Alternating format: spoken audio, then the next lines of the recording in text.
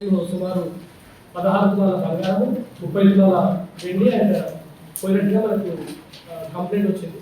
Complaint వచ్చిన తర్వాత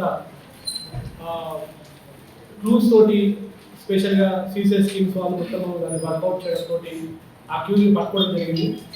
accuse వర్ధ Srinivas అదే లొకాలిటీలో ఒక 2 గల్లీల అవతల ఉండే వ్యక్తి.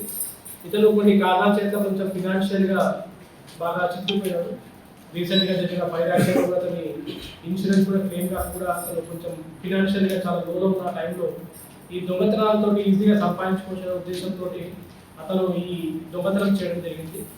అతను దొంగతనం చేశాక కూడా ఆ సీన్ ఆఫ్ క్రైమ్ కూడా చాలా డిస్టర్బ్ చేసే ప్రయత్నం చేయడం జరిగింది. బట్ స్టిల్ మన క్రైమ్ టీమ్స్ అంతా కూడా చాలా కష్టపడి దొంగతనాన్ని చేయించడం జరిగింది. అండ్ అతని వద్ద నుంచి ఆల్మోస్ట్ ఇప్పుడు డిస్ప్లే చేసిన బంగారము, మొబైల్ ఫోన్ అండ్ 50,000 క్యాష్ కూడా రికవరీ చేయడం జరిగింది. అండ్ మిగతా ఏవైతే ఉందో అవన్నీ కూడా మనకు పోలీస్ కస్టడీలో మిగతా వివరాలు తెలిస్తే ఇతనికి ప్రీవియస్ క్రైమ్ హిస్టరీ అటువంటిది ఏం లేదు. లాస్ట్ టైం అఫెన్స్ చేయడం జరిగింది. సో సీసీ కెమెరా ఆధారంతో మరియు టెక్నికల్ ఇన్ఫర్మేషన్ తోటి సో చాలా మంది ఉన్న వాస్తవం ఏంటంటే 1-2 యాడ్ చెప్తున్నారు. నేను గతంలో కూడా భువనగిరిలో ఉన్నప్పుడు చూసినాను. 1-2 యాడ్ చెప్తుందంటే మ్యాచ్ అవ్వదు. మ్యాచ్ అవ్వనప్పుడు ఏంటంటే కోర్టులో అవి మిస్ మ్యాచ్ అయినప్పుడు ఏంటంటే ఉన్న భాగాలు కూడా దొరకదు.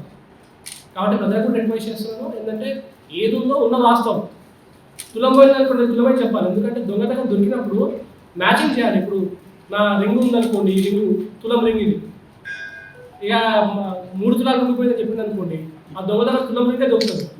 ఆ దొరికినప్పుడు అది మీది కాదని చెప్పేసి కోర్టు వాళ్ళు డిపాజిట్ చేసుకుంటారు. అలా చెప్తే డిటెక్షన్ పర్సెంటేజ్ 51% ఉంది. అంటే 100 దొంగతనాల్లో 51 దొంగతనాలు మనం పట్టుకోగలుగుతున్నాం.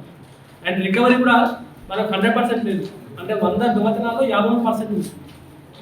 అంటే 100 రూపాయలు పోతే 53 రూపాయలు రికవరీ అవుతుంది అనమాట.